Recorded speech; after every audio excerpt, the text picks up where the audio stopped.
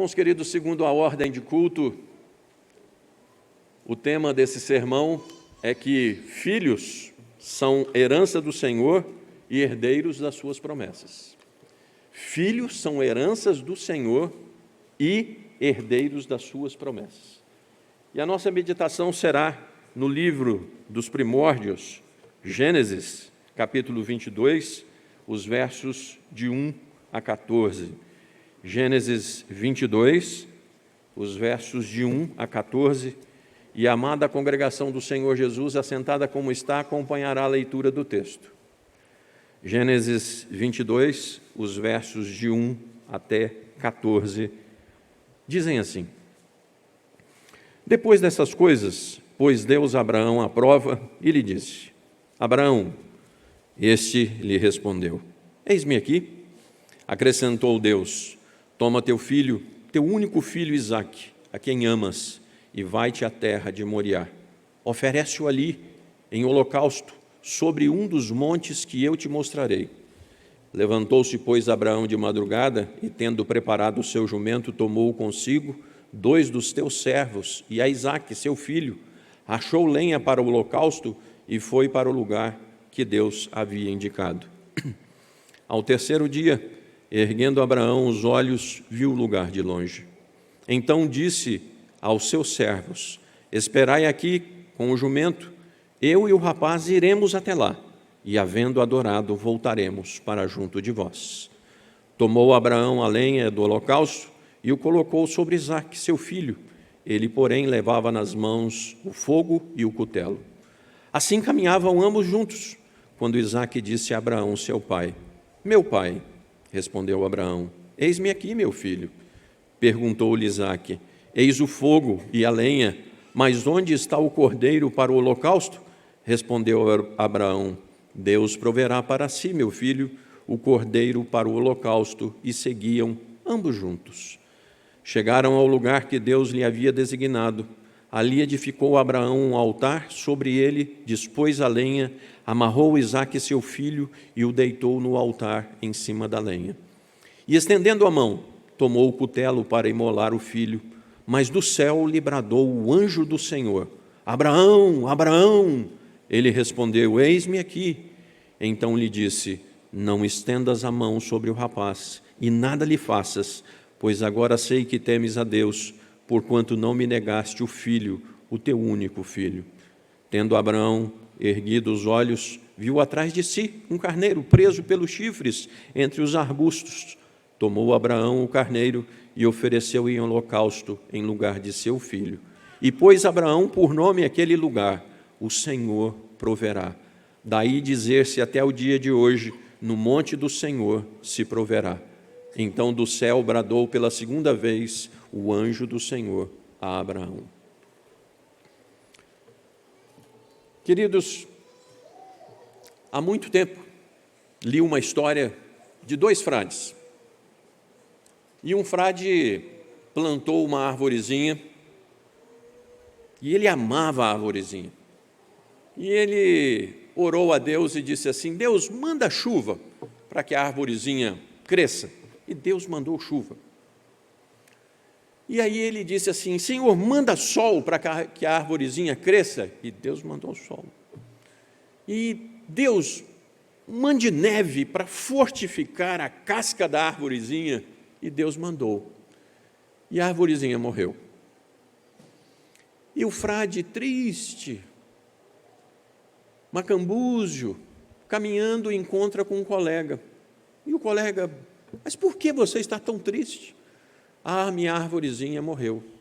E ele contou todo o desenrolar. E aí o colega, que o encontrou triste, disse assim: Eu também tenho uma arvorezinha. É mesmo? E ela morreu agora no inverno? Não, ela está muito bem. Mas como ela está bem? Eu simplesmente a entreguei nas mãos de quem a criou. E Deus vai provendo para ela todo o necessário, o que ela precisa todos os dias, um pouquinho disso e um pouquinho daquilo. Deus sabe o que faz. Vamos orar?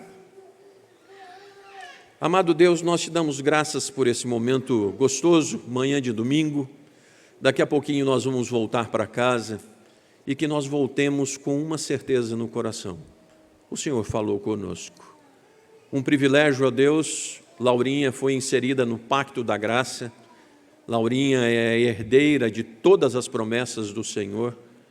E, ó Deus, nós carecemos então que o Senhor abençoe cada uma das pessoas que estão nesse ambiente, porque nos são pessoas amadas, amigos queridos, familiares. Dá-nos a Tua bênção, ó Deus, que hoje seja realmente um dia memorável.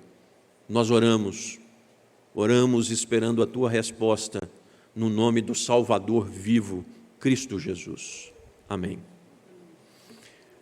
Querido, nesses últimos tempos da sociedade pós-moderna, algumas diretrizes estão sendo estabelecidas que a longo prazo farão com que a sociedade imploda. A família heterossexual que propicia e perpetua a sociedade está sendo solapada. Família na cosmovisão relativista hoje podem ser pessoas do mesmo sexo, mas já se ouve que uma família pode ser uma pessoa com um animal, uma pessoa com uma bicicleta, uma pessoa com uma árvore, e até se cogita que daqui a pouco um adulto com uma criança. Pasmem. Então, no mais ou menos salve-se quem puder, há uma saída. Uma das qualidades fundamentais é a inteligência emocional. Que aconteça o que acontecer, calma e equilíbrio. Existe um Deus soberano que está com todas as coisas sob controle. E as súplicas que foram feitas aqui se disseram várias vezes que existe um Deus criador, que é também mantenedor de tudo. Os cristãos têm um conhecimento advindo das Escrituras sobre tudo quanto ao que ocorrerá. E das Escrituras, então, como nossa regra de fé e prática, nós temos algumas certezas. A igreja não sucumbirá. O Senhor Jesus disse para o apóstolo Pedro: as portas do inferno não prevalecerão contra a minha igreja. E se a igreja não sucumbirá, haverá famílias que compõem a grande família chamada igreja. E em terceiro lugar, Deus sempre guardou e guardará para si o que se chama o remanescente fiel. De forma que as lutas são grandes, mas eu gostaria de perguntar: valerá a pena ter filhos? Uma vez a Kemily me perguntou assim: pai, ter filho é um bom negócio? Filho dá trabalho, filho dá um gasto, pai, filho é bom? E nós vamos conjecturando sobre isso, né? E valerá a pena ter filhos? Se constatará sobre a constituição familiar a opção de não se ter filho algum ou adotar um pet para receber um carinho? Será por aí a coisa? Pois bem, vou repetir: valerá a pena ter filhos? E eu vou me arriscar a responder que aqueles que o próprio Deus diferenciar crerão que sim, vale a pena e valerá a pena ter filhos. Queridos, nesse ano, nessa igreja, com os jovens dessa igreja, nós estamos comemorando 8 casamentos. 8 casamentos de jovens. Tem gente que continua crendo. E os que tiverem uma cosmovisão, então, de que foi feito filho de Deus, crerá nas coisas desse livro e continuará crendo, e aconteça o que acontecer, as portas do inferno não prevalecerão contra uma igreja que crê.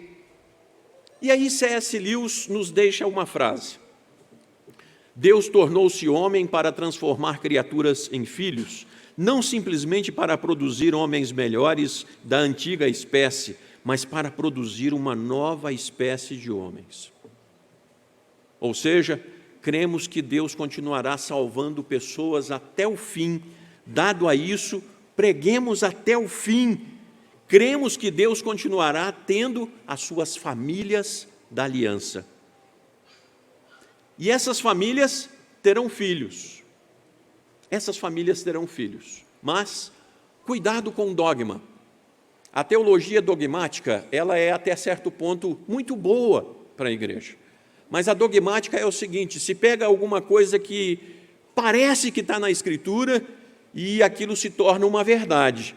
Por exemplo, em nosso meio hoje existe um dogma de quem tem mais filhos é quem é mais abençoado. E nós já ouvimos falar de pessoas que têm 4, 5, 10, 12 filhos. Eu admiro muito e tenho muita coragem, viu? O João e a Kemily estão pensando aí nos 4, 6, depois conversem com eles, viu, irmãos? Muito bem. Desta feita, fiquemos com as escrituras sagradas, porque os filhos planejados são herança do Senhor. Filhos planejados. Eu não tenho um filho para que Deus o crie para mim. Eu tenho um filho pensado, como vai custar a educação, o tempo que eu vou gastar no sacerdócio da minha casa, ensinando o meu filho, então, princípios e valores. E a igreja, família da graça, por esse texto, ela se delicia com o fato de que nós temos filhos não para nós, mas para Deus. E eu preciso explicar isso. Nós costumamos dizer, meu filho. O Salmo 127 que nós lemos que os filhos são herança do Senhor. De quem são os filhos? De Deus. E os filhos nos são cedidos para que nós os eduquemos nos princípios e valores daqueles que sabem o que é correto. Esse país precisa de filhos que tenham princípios e valores morais, cristãos. Precisamos de uma geração que saiba o que é correto e lute por isso. Então, irmãos, filhos não para nós, mas filhos para o Senhor. Em primeiro lugar, eles nos obrigam a viver esperando na promessa de Deus. Vocês podem ler comigo os versos de 1 a 5, por favor? Capítulo 22 de Gênesis, os versos de 1 a 5, leiamos juntos. Depois dessas coisas,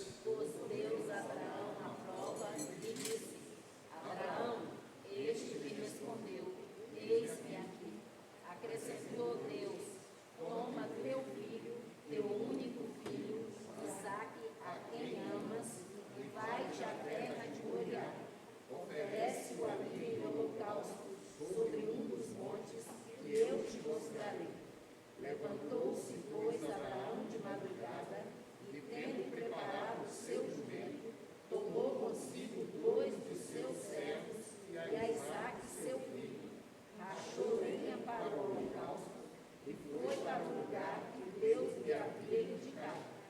Ao terceiro dia, erguendo Abraão os olhos, viu o lugar de longe. Então disse a seus servos: esperai aqui com o jumento. Eu e o rapaz iremos até lá, e havendo adorado, voltaremos para junto de vós. é bom ter filhos, não para nós, mas para o Senhor, e eles nos obrigam a viver esperando na promessa. Gênesis 17:1, quando atingiu Abrão a idade de 99 anos, apareceu-lhe um anjo do Senhor e lhe disse: eu sou o Deus Todo-Poderoso, anda na minha presença e ser perfeito. Abraão já não será o teu nome, e sim Abraão, porque por pai de numerosas nações te constituí. Então, queridos, Isaque é o filho da promessa. E no contexto do texto de hoje, Isaque deve ter de 5 a 7 anos, e ele está na fase de fazer perguntas.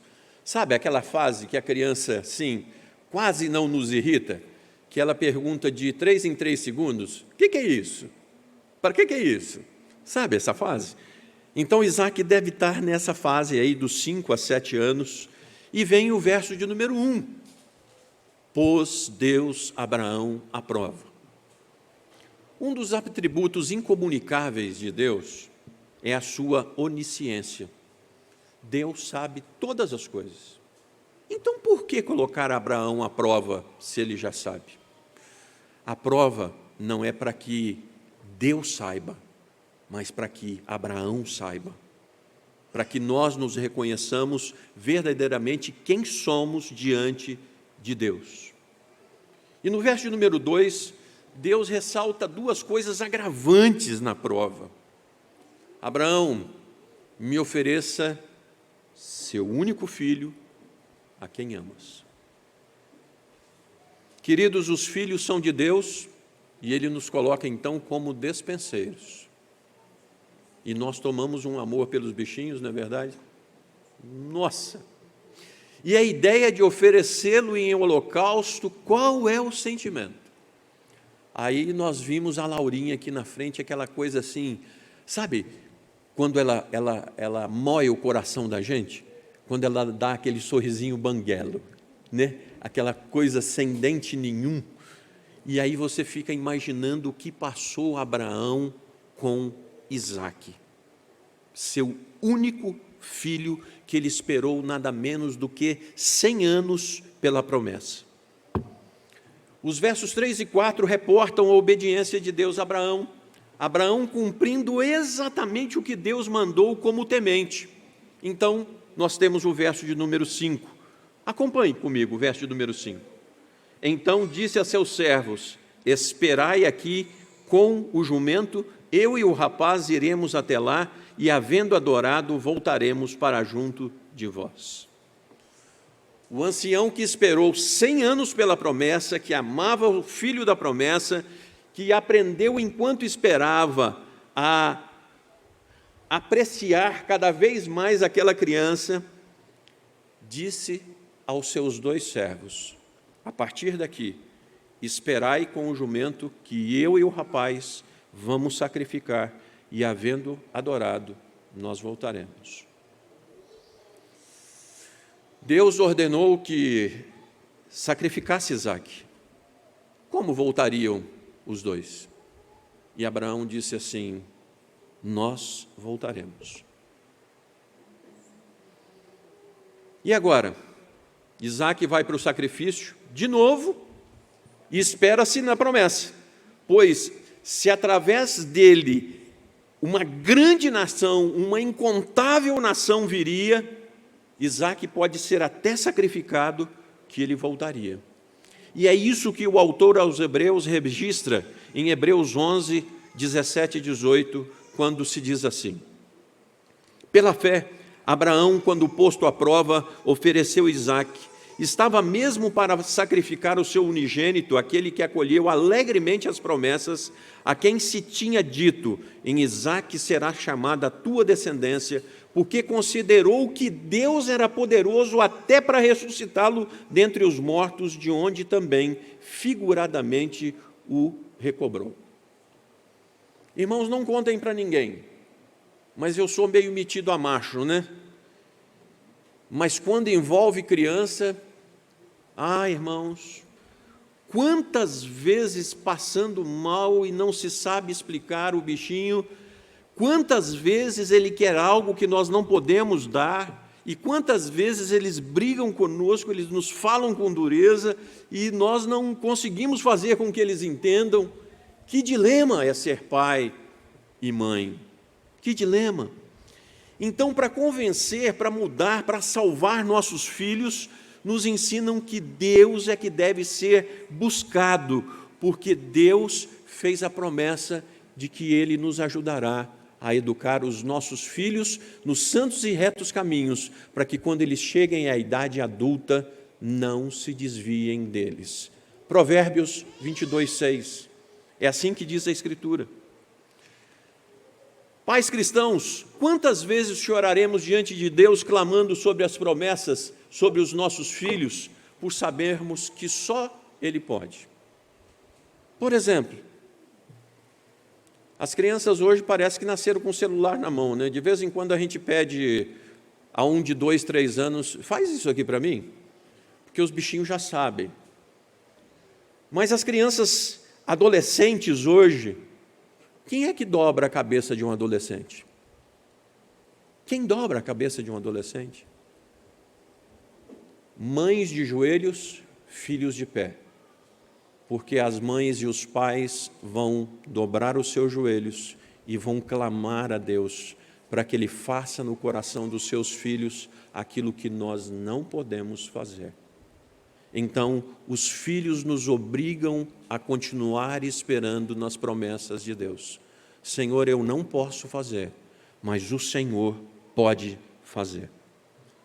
A maturidade paterna, nós teremos a palavra e teremos experienciado que nós podemos dizer para as pessoas, como no verso de número 5, nós poderemos dizer para as pessoas, esperem aqui, porque eu vou ali e o meu filho vai voltar comigo. Nós somos família da aliança. Não abrimos mão, enquanto houver vida, da vida dos nossos filhos para Deus. Os filhos nos ensinam a depender completamente de Deus para o dia e para o futuro. Não é mesmo? O que serão das crianças que estão aqui dentro hoje? Os pais já começam a clamar dizendo o seguinte, encaminha, Senhor, os nossos filhos, toma-os pela mão, livra-os das más companhias. Nós continuamos sendo os pais que dependem das promessas de Deus. É bom ter filhos, não para nós, mas para o Senhor. E em segundo lugar, para podermos responder consoante a palavra de Deus. Nós temos filhos para Deus, para que nós possamos responder consoante a palavra de Deus. Versos de 6 a 10, leiamos por favor, juntos. Tomou Abraão a lenha do holocausto e a colocou sobre Isaque, seu filho. Juntos, irmãos, ele, porém, levava nas mãos o fogo e o cutelo, assim caminhavam ambos juntos, quando Isaque disse a Abraão, seu pai, meu pai, respondeu Abraão, eis-me aqui, meu filho, perguntou-lhe Isaque, eis o fogo e a lenha, mas onde está o cordeiro para o holocausto? Respondeu Abraão, Deus proverá para si, meu filho, o cordeiro para o holocausto, e seguiram ambos juntos, chegaram ao lugar que Deus lhe havia designado, ali edificou Abraão o altar, sobre ele dispôs a lenha, amarrou Isaque, seu filho, e o deitou no altar em cima da lenha, e estendeu a mão, tomou o cutelo para imolar o filho, até aqui. Irmãos, tenhamos filhos para Deus, para que nós possamos responder a esses filhos consoante a palavra de Deus. Vocês percebem a cena? Essa cena aqui? O pai vai caminhando junto com o filho vai levando a lenha e o pai vai levando a faca e o fogo. Aí no verso de número 7, Isaque, que já conhecia as práticas religiosas, Isaque era um filho sendo criado na presença de Deus. Isaque pergunta assim, pai, tem um negócio faltando aqui. Eu estou vendo a lenha, eu estou vendo fogo, mas eu não estou vendo o cordeiro não, pai. Cadê? Irmãos, como é que o coração de Abraão ficou na situação? Quantas vezes, como pais, nós podemos chegar numa situação que deveremos explicar outro atributo incomunicável de Deus? Filho, Deus proverá, porque Ele é todo-poderoso. Filho, eu não faço a menor ideia de como será, mas Deus nos fará passar pela situação que estamos vivendo, porque Ele é o Deus Todo-Poderoso. E foi exatamente isso que Abraão fez com seu filho. Filho, Deus pode todas as coisas e nada lhe será demasiadamente difícil. Quando a Virgem Maria pergunta para o Espírito Santo, mas como será isso? Eu não tenho relacionamento com homem algum. E o Espírito responde para ela, Por acaso existe coisa demasiadamente difícil para Deus? Irmãos, pelo verso de número 9 me vem algo como: Filho, nós fizemos tudo o que Ele nos mandou e agora a nossa esperança é que Ele fará o que concerne a Ele, a prova. Sabe os pais que vão caminhando com os filhos e aí chega num momento que os pais se ajoelham com os filhos e dizem: olha, até aqui o que nós podíamos fizemos. Tentamos servir a Deus com toda a nossa integridade. Agora nós vamos orar dependendo desse Deus. Joseph Hall diz assim: devemos crer que Deus é grande sem medida, eterno sem tempo e que contém todas as coisas sem limite. E quando os nossos pensamentos chegarem ao ápice, pararemos, maravilharemos-nos e adoremo-lo, porque Ele fará. Nossa adoração é por aquilo que Deus é, e os nossos louvores são por aquilo que Deus faz. Então, pelas Escrituras, medite no tamanho de Deus por tudo aquilo que Ele já fez na sua vida. Por favor, medite na sua vida quanto Deus já fez para que você estivesse aqui nesse momento sentado. Irmãos, eu tenho cumprimentado as pessoas no aniversário e tenho dito assim: parabéns, você é um vencedor, você chegou até aqui. Quantos dos nossos amigos queridos não estão mais aqui? Depois responda, olhando o seu filho nos olhos com firmeza, quando perguntarem, porque os filhos, leem nas Escrituras: Pai, Deus é bom mesmo, Deus é bom mesmo e protetor, Pai. Deus pediu que Isaac fosse sacrificado, Pai. Deus é um Deus bom. Mas, por favor, não é terrível parte da história conosco falando do caráter de um Deus bondoso, que faz com que um pai esteja, no verso de número 10, pronto para imolar um filho, e Deus continua sendo bom. Vamos verificar um outro lado da mesma moeda? Qual é o caráter do Deus bondoso e desse Pai todo-poderoso que sacrificou de fato o seu Filho na cruz para salvar gente como eu e você? Porque existem muitas pessoas que costumam dizer: mas eu não sou tão ruim assim, eu sou... Você sabe quem você é. E Cristo morreu naquela cruz para te salvar, sem você ter pedido. Então, por favor, Deus é bom? Sim, Deus é bom.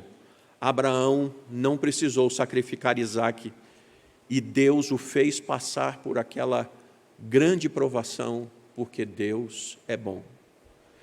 Quanto ao seu Filho Jesus Cristo, Deus o fez passar por aquela dor, Deus o ressuscitou, Deus o colocou à sua destra para, com seu poder, interceder pela sua vida, pela minha vida e pela minha família, todas as vezes que nós chegamos ao trono da sua graça.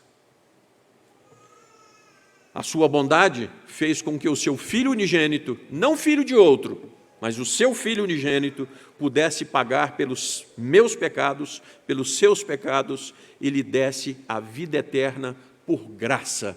Graça significa favor imerecido. Ninguém aqui pode comprar salvação, mas ela é oferecida pela fé naquele Cristo da cruz, e que não está lá mais, mas vivo à destra de Deus. Em último lugar, irmãos, é bom ter filhos, não para nós, mas para o Senhor, para podermos viver isso aqui. Quanta gente tem olhado para esse livro e dito assim: o livro é insuportável.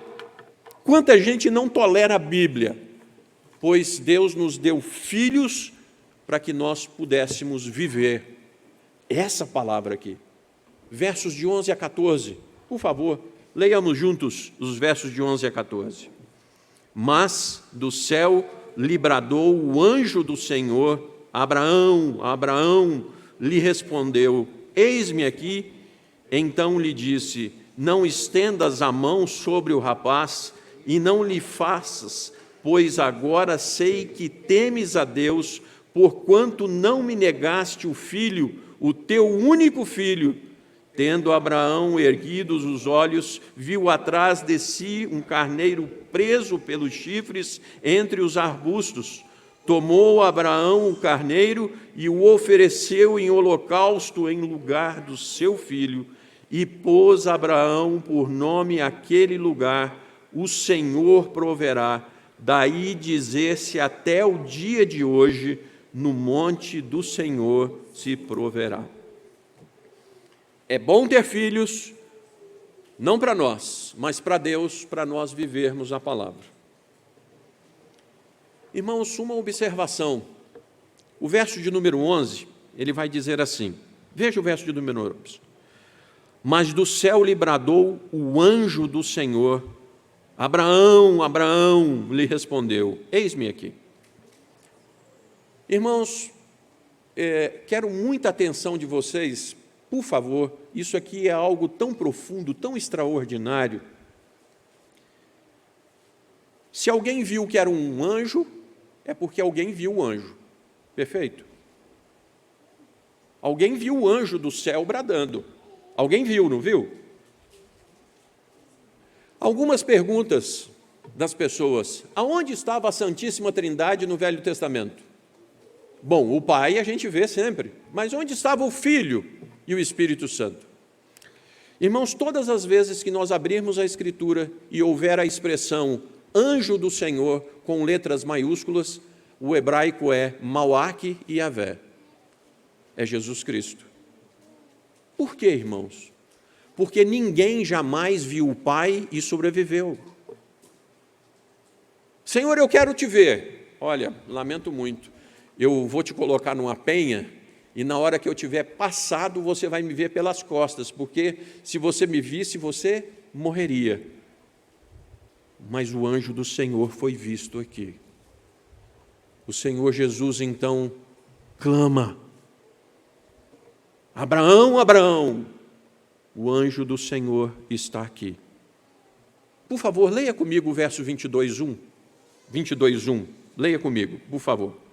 Depois dessas coisas, pôs Deus Abraão à prova. Isso, vamos.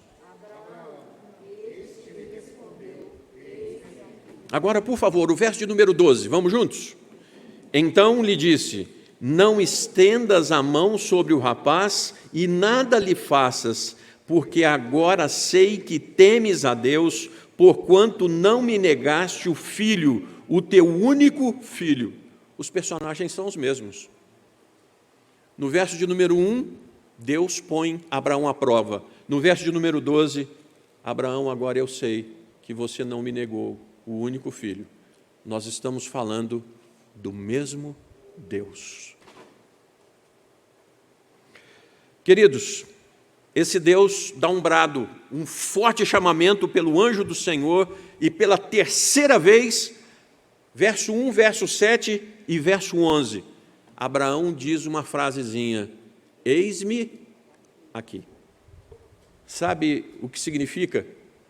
Se Abraão estivesse no exército, ele perfilaria e diria: ao seu comando, Senhor. Abraão é um homem obediente. Abraão é o pai da fé. Senhor, pode dizer que eu faço. E esse Deus dá um brado, então, interessante, irmãos. No verso de número 2, é que Deus manda Abraão à terra de Moriá. Abraão, vou te mostrar uma terra, você vai até lá. Sabe que terra é essa, irmãos? Jerusalém. E é onde vai ser construído depois o Santo Templo de Jerusalém. Essa é a terra do sacrifício. Um local de especialidade ímpar, não é mesmo? Pois bem, mas nós temos ainda o verso de número 12. Não estendas a mão sobre o rapaz e nem lhe faças mal, porque agora sei que teme a Deus, porquanto não me negaste o filho, o teu único filho.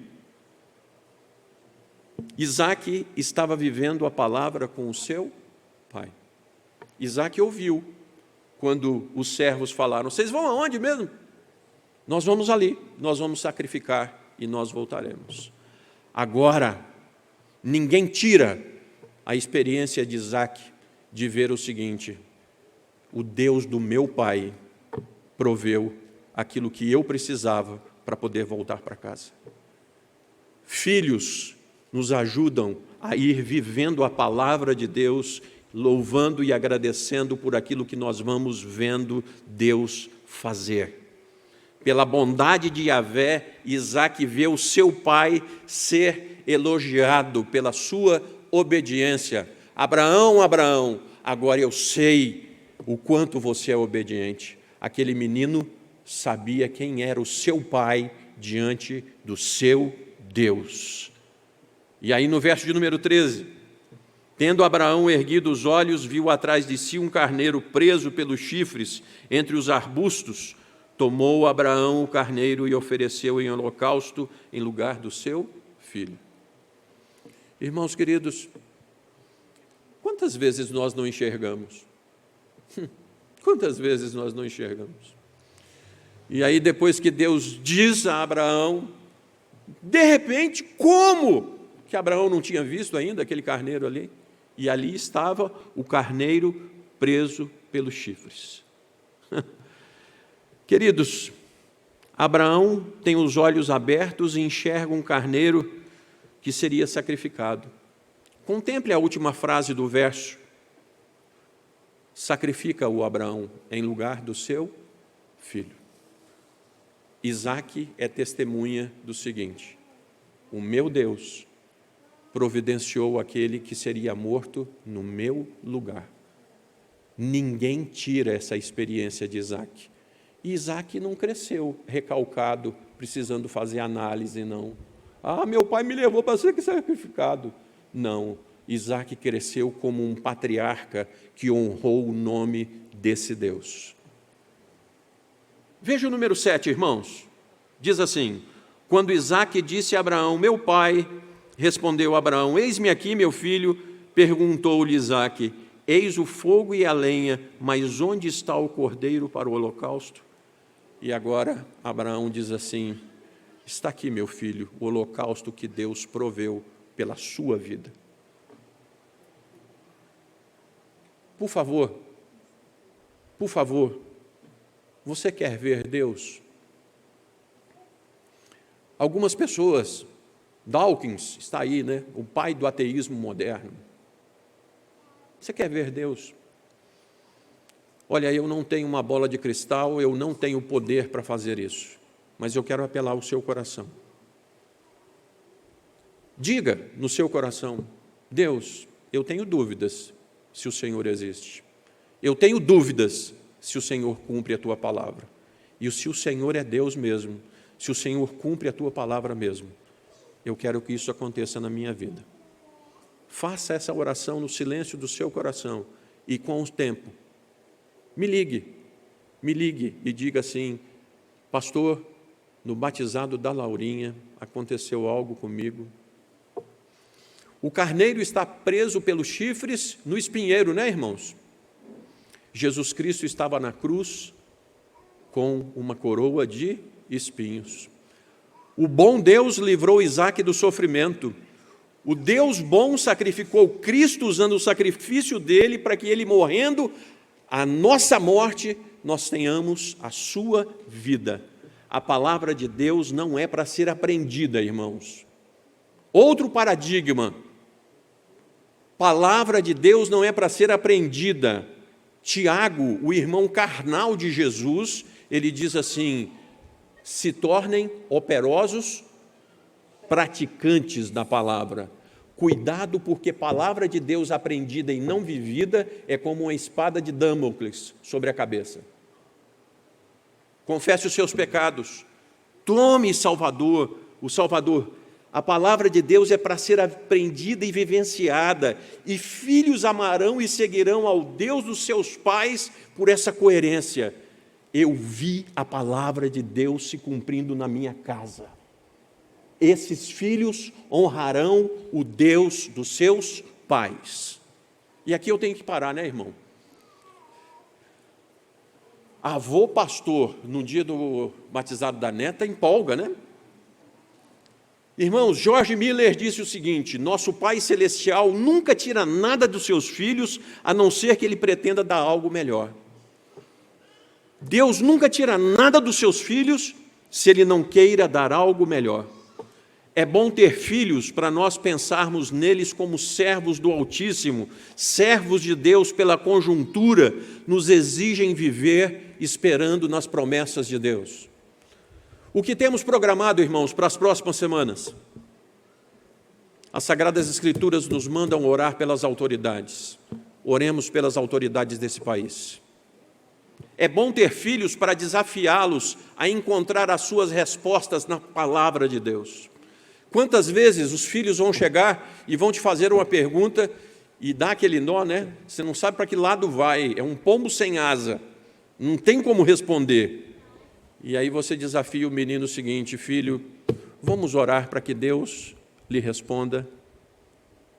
É bom ter filhos para que eles comprovem que nós podemos esperar e viver pela palavra de Deus, que não é homem para que minta, nem filho do homem para que se arrependa. Desafie os seus filhos a viverem as Sagradas Escrituras. É bom ter filhos que sejam servos de Deus, não porque os pais os obrigaram, mas porque eles estão vivendo, obedecendo e provando das benesses de temerem ao Deus vivo e verdadeiro. Nos diz o verso de número 14, que Abraão colocou o nome daquele lugar de o quê? Deus proverá. Eu vou ler o verso de número 8 de novo, viu, irmãos? Respondeu Abraão: Deus proverá para si, meu filho, o cordeiro para o holocausto. E seguiam ambos juntos. E foi a resposta dada ao seu filho que Deus honrou naquela ocasião. Filho, Deus proverá para si. Quem tira da vida de Isaque a resposta àquela afirmação? Assim, o nosso desejo agora é que a Laurinha e todos os filhos aqui da igreja vivam com Deus as suas próprias provas para deixarem também um legado para os seus filhos. Sabe qual é o legado? É quando você não tiver resposta, é quando a coisa apertar demais, você dizer para o seu filho o seguinte: filho, vem cá, ajoelhe-se comigo, vamos orar ao Deus que nos proverá. E que os nossos filhos tenham as suas próprias experiências de um Deus que de fato é vivo, que de fato provém e que de fato provê. Fiquemos de pé, por favor, queridos.